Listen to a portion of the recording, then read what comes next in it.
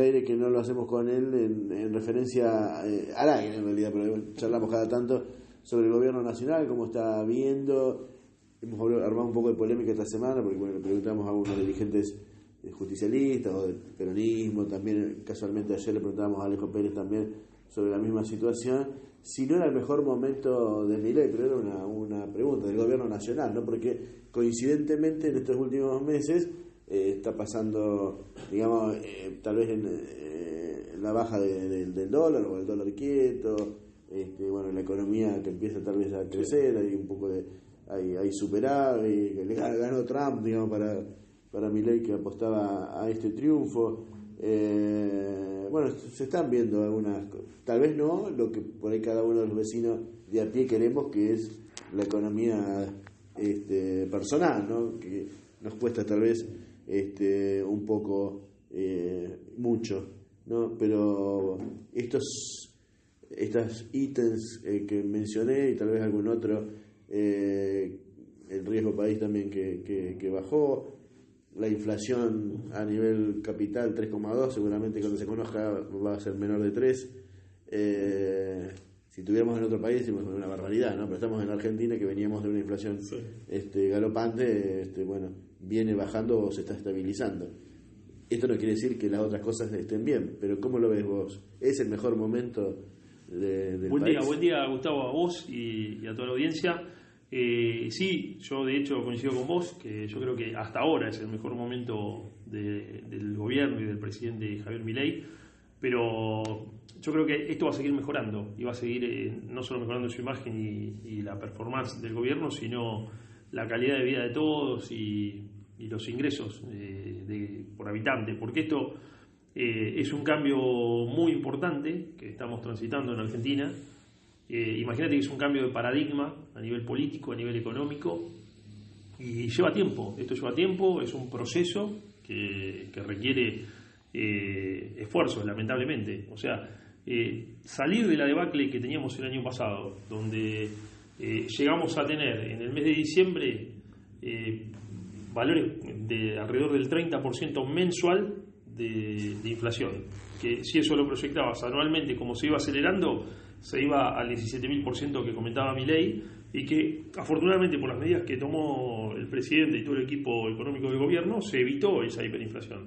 Entonces, imagínate que hoy estamos hablando de una tasa de inflación por debajo del 3% mensual, que anualizada no llega, está alrededor del 30 y pico. O sea, la inflación que hoy tenemos anualizada es la misma que teníamos mensualmente en diciembre, con lo cual estamos hablando de una mejora sustancial y obviamente para el común de la gente por ahí es un proceso lento y un poco largo, pero es así, o sea, no hay otra manera de hacerlo.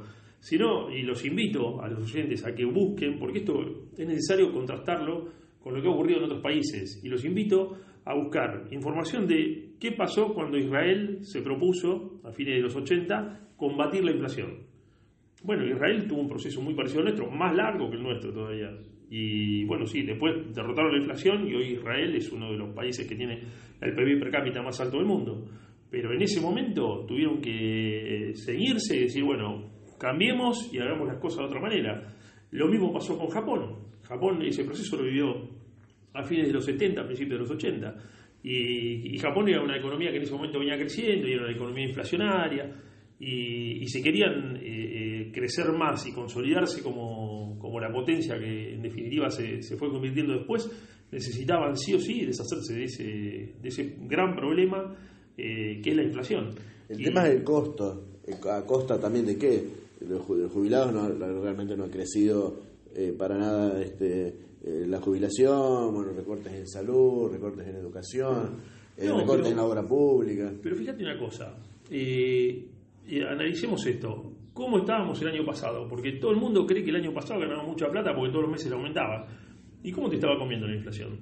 O sea, toda la bicicleta financiera que hicieron el año pasado, esa la pagamos con pobreza. O sea, a medida que cada vez se iban incrementando los niveles y los porcentajes de la bicicleta financiera, que era la tasa de interés que se incrementaba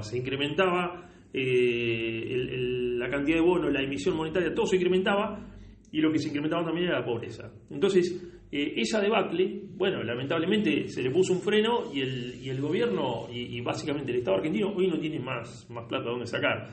Y si queremos que haya más dinero disponible, claramente hay que hacer más recortes de muchas situaciones que son superfluas. Y respecto de, por ejemplo, el tema de educación quedó muy en evidencia, y hablamos de educación a nivel nacional, que básicamente son las universidades nacionales, que ahí hay cajas. Entonces, esas cajas, ¿qué vamos a seguir? Porque dicen el recorte de educación. ¿Y qué le recortaste? ¿El curro a lo vivo de siempre? No, está bien, hay que recortárselo el curro. Y que se sometan a auditorías y que transparenten las cuentas. Entonces, en definitiva, vos me decís, che, ¿recortar educación? No recortaron la educación. Y de hecho los docentes no se han retrasado. Los jubilados sí, obviamente que la pasaron peor, pero ¿qué pasó? Fundieron la caja. ¿Quién la fundió la caja? Durante todos estos años del gobierno kirchnerista, que jubilaban gente que nunca había hecho aportes.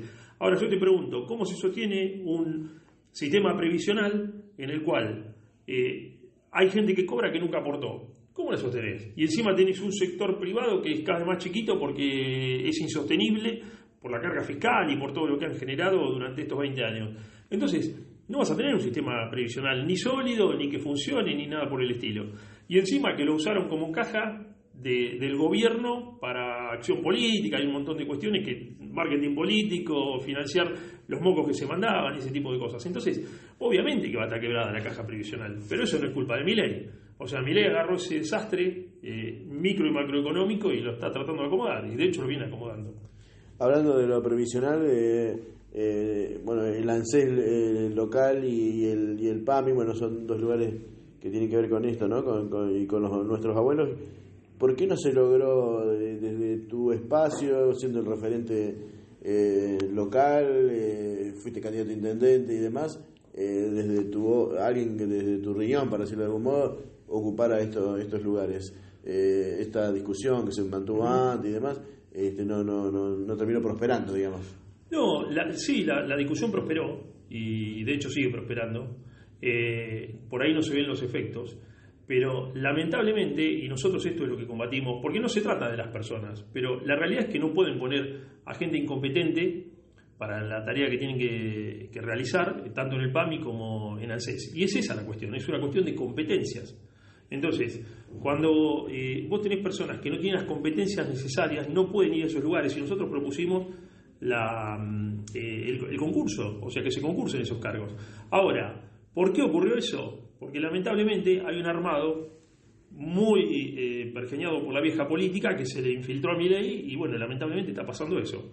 Después estamos haciendo otra movida por otro lado que tiene que ver con las ideas de la libertad tal cual las planteamos nosotros, con la transparencia y con la manera de entender la política como la tenemos nosotros, que básicamente pretendemos un Estado que no nos salga caro a todos, porque en definitiva acá nos sale caro, pero ¿qué estamos financiando? ¿Por qué nos sale caro el Estado? Porque estamos financiando corrupción e incompetentes, como pasa ahora, que sigue pasando.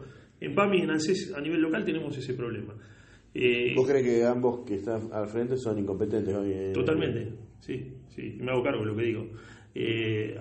Algunos de ellos tienen problemas con el Excel, entonces, es sencillo, esto es matemático, le pones una planilla de Excel, es decir, resolveme estas situaciones o elaborame un gráfico y ya está, ahí lo resolvés. Sí, pero te estoy hablando de una herramienta, imagínate con otros temas que tengan que ver con otras complejidades, porque hay gente que cree que saber de política es meterse en los curros. Entonces, esta gente que cree que la política es eso, en realidad le hace mucho daño a la política. Porque ellos dicen, yo sé de política, te dicen, ¿viste? Entonces, el discurso de ellos es que saber de política es eso, meterse en los curros, transar, negociar cargos, eso no es política. Eso es lo peor, esa es la denostación y la degradación de la política que hemos tenido en Argentina durante tantas décadas. Y eso se tiene que terminar. Entonces vos me podrás decir, no, bueno, pero es una utopía lo que vos planteás. Y bueno, sí, puede ser una utopía, pero ¿sabes qué? Tenemos que ir para ese lado. No podemos seguir bancando toda esta política que nos llevó a este desastre en el que estamos viviendo actualmente. Porque, lamentablemente, tener un Estado en el cual tenés incompetentes, ineficientes, ¿y qué hacemos? Fíjate cómo estamos viviendo. O sea, atenta contra la calidad de vida de nosotros mismos. Entonces, y disculpame la expresión, pero no podemos ser tan boludos. Necesitamos ponernos firmes y toda la gente que es incompetente, que no tiene que estar ocupando lugares en el sector público, que en definitiva terminan atentando contra la calidad de vida de la gente, bueno, evidentemente eso hay que cambiarlo y hay que ponerse firme, y esto lo tiene que hacer la ciudadanía, porque si no te van a pasar por arriba. Yo sigo escuchando gente que viene y te dice, no, ¿sabes qué pasa? Yo no me quiero meter en política porque la política es sucia. Ok, entonces se va a poner cada vez más sucia. Si vos no venís, ¿sí? Si todo el mundo va y tira mugre en una habitación, esa habitación va a estar toda mugrienta, se va a llenar de ratas, va a pasar de todo. Ahora, si empieza gente a limpiar toda la mugre que hay, bueno, probablemente en algún momento tengamos la habitación limpia. Esto mismo es la política. En la medida que la gente que quiere una política diferente no se comprometa, y los propios ciudadanos, si no puedes meterte a ocupar un cargo público, por más que tengas las competencias o lo que sea, si no lo puedes hacer, hacelo de algún lugar, desde la comunicación, desde las redes sociales, plantate, decí lo que pensás. O sea, esto es lo que necesitamos, porque también la política se genera con las tendencias. Nombraste de infiltrados después en la política y terminan con algunas situaciones de las que relatas. Quien está hoy al frente de esa parte política es la hermana del presidente, digamos. Hoy, bueno, fue nombrada presidenta también del partido y es la que tiene línea directa con algunos de otros partidos políticos y en el armado no solo de PAM y de ANSES y bueno, de otras situaciones que se dieron en el gobierno. Sí, es cierto que algunos la referencian a Karina, como que, a Karina Milei me refiero, como que son parte de lo que ella comanda desde ahí. Pero la realidad es que también me llega información que Karina Milei está viendo otras realidades que le están pasando, porque ese armado que le prometieron y que le venden espejitos de colores, entre comillas, bueno, se está empezando a ver, que a veces huele a tufo, que tiene algunos problemas. En cuanto al armado, le pasó, lamentablemente, que el otro día hicieron un acto y no fue nadie, porque la gente no cree en ese tipo de armado, ya no va más esa política. Esto es lo que hay que entender. La gente no cree en esa política rancia, no va más esa política que tiene olor a naftalina, que tiene olor a tufo, no va más. Entonces, ahí no va a ir a participar gente, o si van a participar ya sabemos lo que van a hacer.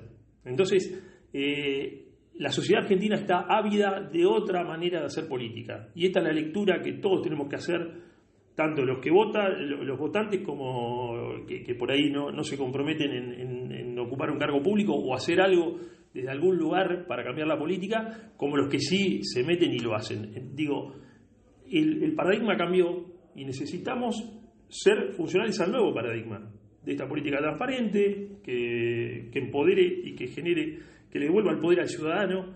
Y bueno, es por acá. La última, ¿cómo analizás, no desde afuera, ¿no? Porque bueno, participás también a veces de reuniones y demás del Consejo Deliberante, de esta nueva conformación, lamentablemente no de la separación y la división del bloque de ustedes, y con la relación con el Ejecutivo municipal?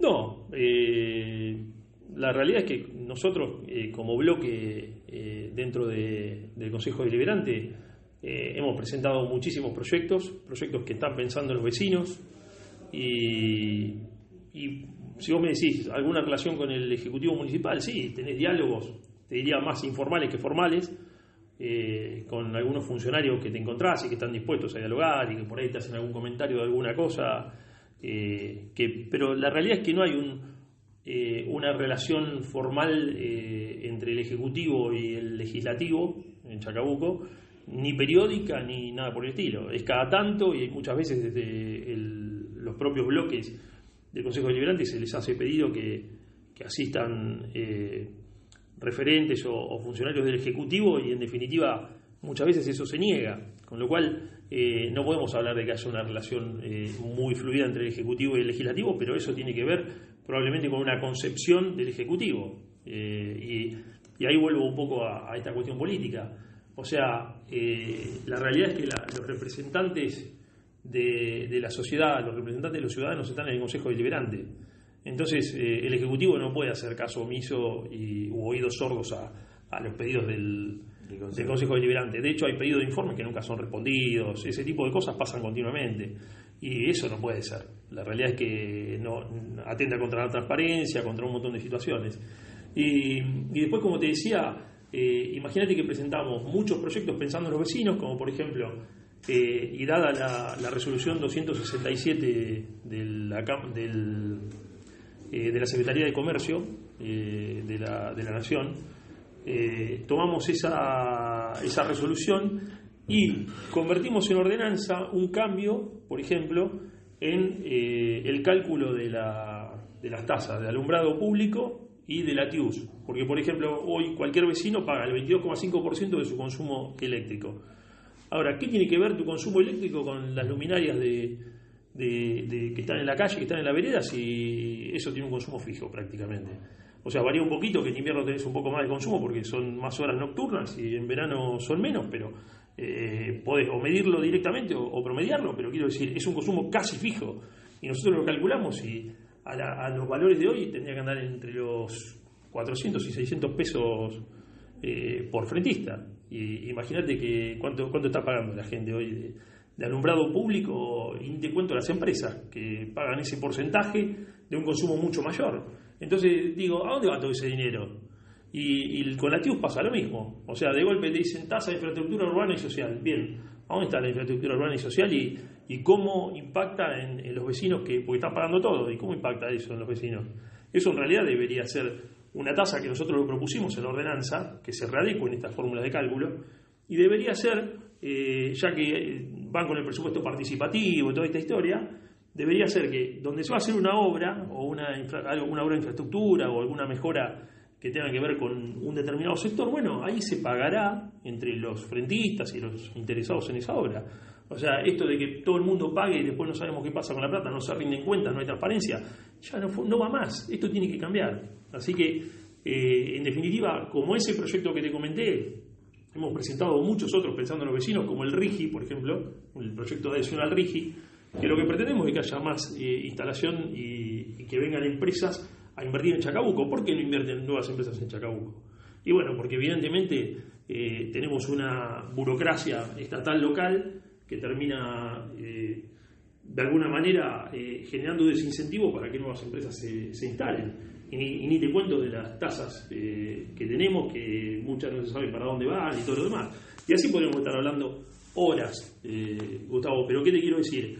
Ahí te puse 2 o 3 ejemplos de cómo es la relación entre el Ejecutivo y el Legislativo. Y la verdad es que si queremos un Chacabuco mejor, todo el mundo debería estar trabajando en pos de un mismo objetivo. Y fíjate que en Chacabuco ni siquiera hay un objetivo en común. Entonces, mucho menos podemos tener un viento a favor. Es como dice el refrán, ningún barco tiene viento a favor cuando no sabe a dónde va. Claro. Bueno, Chacabuco es un barco que no sabe a dónde va. Este es el gran problema que tenemos. Entonces, ¿cuáles son los objetivos de Chacabuco? Hay un objetivo de que, por ejemplo, no se vayan más los pibes de Chacabuco y que no quede una ciudad de gente grande que tienda a desaparecer como está pasando ahora. No está. ¿Hay algún plan para que Chacabuco no decrezca en cuanto a su demografía? No hay ningún plan. ¿Hay un plan para saber cómo vivimos los habitantes de Chacabuco? Por ejemplo, que haya una oficina de estadísticas, que nosotros la propusimos durante la campaña. El gobierno la anunció, el gobierno local la anunció, dijeron, sí, la oficina de estadística la vamos a hacer. ¿Dónde está la oficina de estadística? Promesas vanas, como ya ha pasado tantas veces, y ni te cuento si nos metemos con el tema de la tierra, de toda esta historia que tenés para... Por eso te digo, hay para cortar tela. Cuando quieras hacemos una nota, pero se va a hacer larga. Gracias, Un placer. Muy amable.